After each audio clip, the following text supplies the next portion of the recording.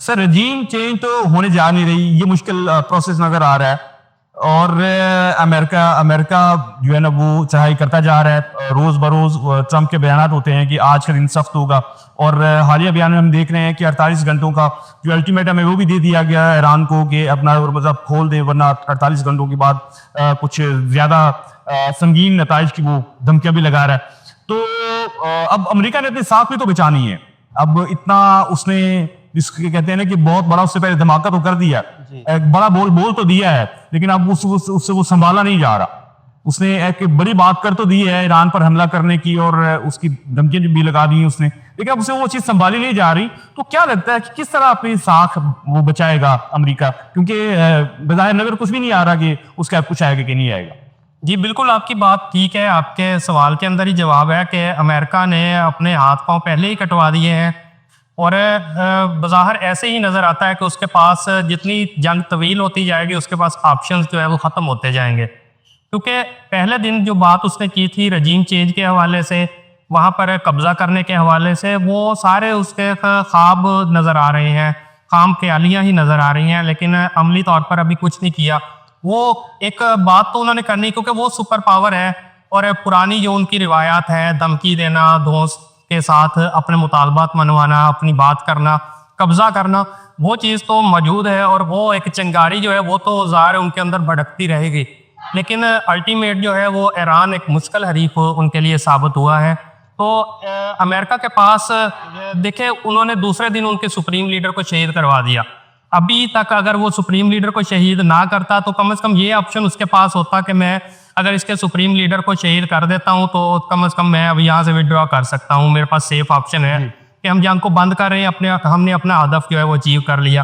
لیکن دوسرے دن ہی جب آپ نے اس کے سپریم لیڈر کو، سب سے بڑا ٹارگٹ تو وہی تھا جو امریکہ کی نظر میں تھا، لیکن اس ٹارگٹ کے بعد بھی اگر وہ ایران جو ہے وہ بیک فٹ پہ نہیں جا رہا، اور امریکہ کو روز ایک نیا سرپرائز دے رہا ہے، اسرائیل کو روز ایک نیا سرپرائز دے رہا ہے، تو آپشنز جو ہے میرا خیال ہے ختم ہوتے جا رہے ہیں.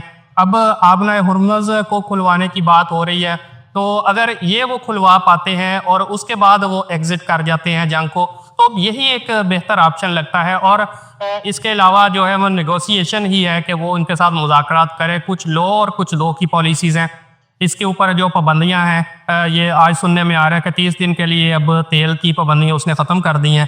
تو یہ ایک پازیٹیو سائن ہے ایران کے لیے، نہ کہ امریکہ کے لیے، کیونکہ یہاں پر پھر امریکہ جو ہے وہ بیک فٹ پر دکھائی دیتا ہے. تو یہی ہے کہ آپشنز اس کے پاس اب نہیں ہے. وہ کسی بھی طرح اب ایگزٹ اگر کرے گا، وہ دل کی تسلی کے لیے خیال تو اچھا ہوگا، لیکن الٹیمیٹ پھر یہی دنیا کو لگے گا کہ وہ اپنے ٹارگٹ اچیو نہیں کر پایا، اور جو اس کی سپرمیسی ہے دنیا میں، جو ایک دھاک تھی اس کی، وہ بالکل ختم ہو جائے گی. اور اس ساری صورتحال کا جو ذمہ دار ہے وہ ظاہر ہے پھر ڈونلڈ ٹرمپ ہی ہوگا. جہاں صاحب یہ بتائیے گا کہ جنگ کے جو ممکنہ نتائج ہیں وہ آپ کے خیال میں کیا ہو سکتے ہیں، کیونکہ دنیا نے ایک بہت بڑی تبدیلی دیکھ لی ہے، اور یہ تبدیلی صرف ان 3 ہفتوں کے لیے نہیں ہوگی، یہ میرے خیال ہے جنگ رکنے کے ایک عرصے بعد تک چلے گی.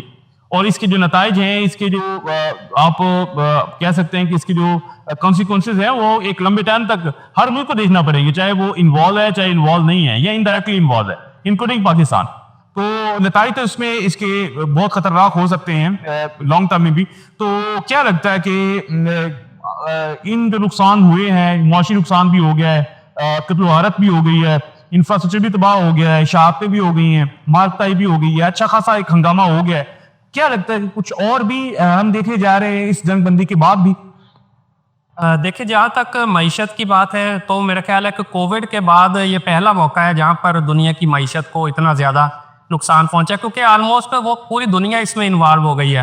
اس میں مشرق وسطیٰ مکمل طور پر انوالو ہے، اس میں امریکہ ہے، اس میں اسرائیل ہے، روس اور چین جیسے ممالک، ایون کہ جاپان، برطانیہ، ایون کہ پوری دنیا سمجھے کہ اس میں انوالو ہو گئی ہے، اور پوری دنیا کا ہی نقصان ہو رہا ہے. انفراسٹرکچر کے حوالے سے بھی نقصان ہو رہا ہے، کیجویلٹیز بھی ہو رہی ہیں ان کی، اور اس کے علاوہ سفری سہولیات جو ہیں وہ بھی ختم ہوتی جا رہی ہیں.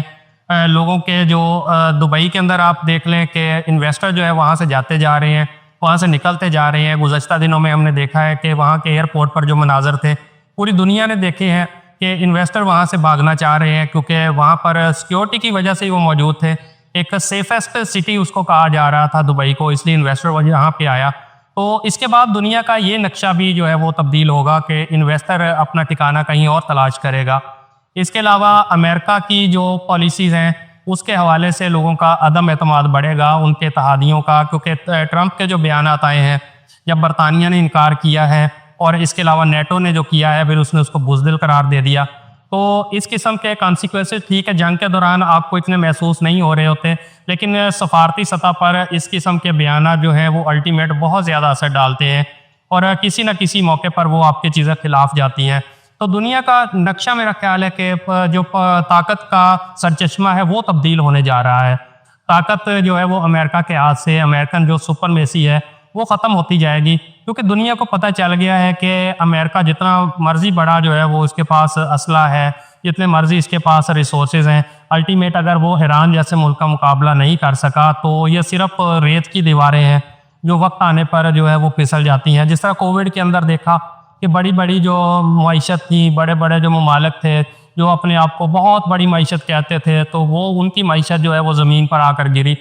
اٹلی جیسے, چائنا جیسے, امریکہ جیسے ممالک. تو یہاں پر بھی صورتحال یہی ہے کہ لوگوں کے کنسیپٹ امریکہ کے حوالے سے اور دنیا کے حوالے سے تبدیل ہو جائیں گے. اب میرا خیال ہے کہ سپر پاور کے حوالے سے اگر ہم بات کریں تو سپر پاور اس کے بعد کوئی نہیں رہے گا. دنیا کو ایک دوسرے کے ساتھ مذاکرات کر کے چلنا ہوگا, ایک دوسرے کے ساتھ امن کے ساتھ رہنا ہوگا اگر انہوں نے سروائیو کرنا ہے, اپنی عوام کو کوئی فائدہ دینا ہے, اپنی معیشت کو بہتر کرنا ہے, تو اگلے کئی سالوں تک جنگ سے دور رہنا ہوگا. اگر یہ جنگیں اسی طرح چلتی رہیں تو پھر نقصان دنیا کو یہ ریئلائز ہو گیا ہے کہ نقصان جو ہے وہ پھر سب کا ہوگا, وہ بے شک کسی کمزور کے خلاف ہے یا طاقتور کے خلاف. بیان جو ہے وہ جو انٹیلیجنس ہے امریکہ کی, اسی کی چیف کی طرف سے ایک میسیج آیا ہے, آپ نے سنا ہوگا, آپ کی نظر سے گزرا ہوگا کہ جو پاکستان کا اٹامک پروگرام ہے وہ بھی سیف ہینڈز میں نہیں ہے. ان شارٹ وہ یہ کہنا چاہ رہے ہیں, تو کیونکہ انہوں نے کہا ہے کہ کچھ ممالک انکلوڈنگ رشیا اور جاپان وغیرہ, وہ اس سے 5 ممالک کے نام نہیں ہیں, اس میں پاکستان کا نام بھی شامل ہے, کہ وہ اٹامک پروگرام کو بڑھا رہے ہیں, اضافہ کر رہے ہیں, جو امریکہ کے لیے خطرناک ہو سکتا ہے. تو کہیں نہ کہیں کریے مل رہی ہیں, کہیں نہ کہیں اس کی نظر پڑ رہی ہے پاکستان پہ ایران کے بعد امریکہ کی. دیکھیں جدھر وہ کیا تو پھر اب جیسے چل رہی ہیں برطانیہ اپنے اتحادیوں کے خلاف, برطانیہ کے خلاف, باقی ممالک کے خلاف, تو یہ بھی اسی کا ہی ایک پیش خیمہ ہے کہ پاکستان کو بھی تھوڑا پریشرائز کر کے جتنے مفادات ہم ان سے لے سکتے ہیں وہ لے لیں ایران کے حوالے سے, ان پر حملے کے حوالے سے. یعنی وہ ان کو عرض کرنے کی کوشش کر رہے ہیں کہ وہ پاکستان جو ہے وہ ان کا ساتھ دے امریکہ کا. کھلے الفاظ میں تو نہیں کہہ رہے, لیکن ان کو یہ لگتا ہے کہ اگر ہم اس قسم کی بات کریں گے پاکستان کو پریشر میں لا کر اپنے مفادات حاصل کریں گے. تو باقی اگر یہاں تک ایٹامک پاور کی بات ہے تو یہ تو امریکہ جو ہے وہ شمالی کوریا کا بھی اس کے آنکھ میں کھٹکتا ہے, ایران اگر وہ اس پہ ورکنگ کر رہا تھا تو وہ بھی کھٹکتا تھا, پاکستان پر بھی پابندیاں لگی تھی جب بنایا, پر پاکستان کا تو ہمیشہ سے ہی کھٹکتا ہے کیونکہ یہ واحد اسلامی ملک ہے جس کے پاس ایٹامک پاور ہے. تو یہ چیزیں تو ہیں, ہم کچھ بھی ایکسپیکٹ تو کر سکتے ہیں کہ وہ ایٹامک ہماری انرجی کے حوالے سے, ایٹامک پاور کے حوالے سے کچھ بھی بیان دیں اور ہمیں پریشرائز کرنے کی کوشش کریں, لیکن الٹیمیٹ جو ہے وہ الحمدللہ دنیا نے دیکھا ہے کہ پاکستان کے جیسے بھی حالات رہے ہیں پاکستان نے اپنے ایٹمی اثاثوں کی جو ہے حفاظت بھی کی ہے اور ان کو سیف بھی رکھا ہے, کسی کے خلاف اس کا آج تک غلط استعمال بھی نہیں ہوا. حالانکہ انڈیا کے خلاف بھی ہماری جنگ ہوئی تھی, لیکن پاکستان نے اس وقت بھی امن کا راستہ ہی چنا تھا, حالانکہ پاکستان اپر ہینڈ تھا اس وقت بھی, لیکن جیسے ہی دنیا بیچ میں انوالو ہوئی ہے, دنیا نے اس کی گارنٹی دی ہے, جنگ رکوائی ہے, تو پاکستان نے ان کا احترام کیا ہے. پاکستان نے ہمیشہ سے اقوام متحدہ کی جو قراردادیں ہیں ان کا احترام کیا ہے. حالانکہ ایک بہت بڑا کشمیر کا مسئلہ چل رہا ہے بڑے عرصے سے جب سے پاکستان آزاد ہوا ہے, لیکن پاکستان نے آج تک بھی ایٹمی طاقت کو استعمال کرنے کی دھمکی نہیں دی. ہمیشہ سے اقوام متحدہ میں ہی اس کی مذمت کی ہے, اپنے ملک میں ہی کشمیریوں کے ساتھ یوم یکجہتی منایا ہے اور عوام کی طرف سے بھی یکجہتی کا اظہار کیا جاتا ہے, حکومتی سطح پر بھی کیا جاتا ہے.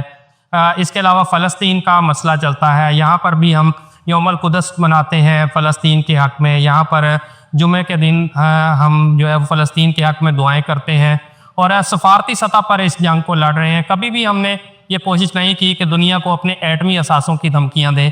تو پاکستان میرا خیال ہے کہ پورا امن ملک ہے اور اس کے جو ایٹمی اثاثے ہیں وہ محفوظ ہیں. تو باقی یہ ہے کہ ان ممالک کی کوشش یہی ہے کہ اس کو پریشرائز کر کے موجودہ صورتحال کو اپنے حق میں کرنے کی کوشش کی جائے؟ سر آپ کے وقت کا سر بہت شکریہ، بڑی سیر حاصل گفتگو کی، بڑے ہی پیچیدہ سوالوں اور نظریات پر آپ اس طرح ہم وقتاً فوقتاً آپ کو تکلیف دیتے رہیں گے. آپ کے سر وقت کا بہت شکریہ. جی بہت شکریہ. ناظرین، ایران، امریکہ اور اسرائیل جنگ کے بعد دنیا ویسی نہیں رہے گی، یہ بات تو طے ہے. کس ملک کو کتنا فرق پڑے گا، کون کتنا نقصان میں جائے گا، کس کو کیا بھگتنا پڑے گا، اس کا نتیجہ، اس کا فیصلہ تو ایک وقت ہی کرے گا. فی الحال حق نہیں کہنا بڑا مشکل ہے، لیکن یہ بات طے ہے کہ نقصان بڑھ ہوگا. اور یہ نقصان کس وجہ سے ہو رہا ہے؟ یہ ایک ٹرمپ کی مس کیلکولیشنز کی وجہ سے ہو رہا ہے. جیسا کہ جہاز صاحب نے بتایا کہ بہت بڑی غلط فہمیوں میں یہ بندہ مارا گیا ہے. اس نے کچھ سوچا کچھ تھا، وہ کچھ ہے، چیزیں اس کے مطابق نہیں ہوئی ہیں، اور اس نے اس کی شاید تیاری ہی نہیں کر رکھی تھی. پیپر آؤٹ آف سلیبس آ گیا ہے. جو اتحادی ہیں وہ بھی مستقبل میں ضرور سوچیں گے. میں جگہ پڑھ رہا تھا اور مجھے پڑھ کر بڑی حیرت ہوئی کہ جن جن ممالک میں ان کے ایئر بیسز ہیں امریکہ کے، بجائے اس کے کہ وہ ان ممالک کو سیکیورٹی فراہم کرتے، وہ خود اس زد میں آ گئے ہیں. وہ خود پریشان ہیں، وہ خود اس بارے میں سوچ رہے ہیں کہ اب ہم اس کے ساتھ کیسے ڈیل کریں. جو گلف کنٹریز تھے انہوں نے بہت ہی مہنگے تحائف بھی دیے ہیں، اور ٹرمپ جو ہے بہت بڑی بڑی انویسٹمنٹ بھی لے کے گیا تھا جب اس نے دورے کیے تھے اپنے دور حکومت کے آغاز میں. لیکن ہاتھ کیا آیا ہے؟ ہاتھ ہمارے کچھ بھی نہیں آیا ہے، صرف اور صرف نقصان، ہلاکتیں، پیچیدگیاں اور بے سکونی. سر آپ کے وقت آپ بہت شکریہ.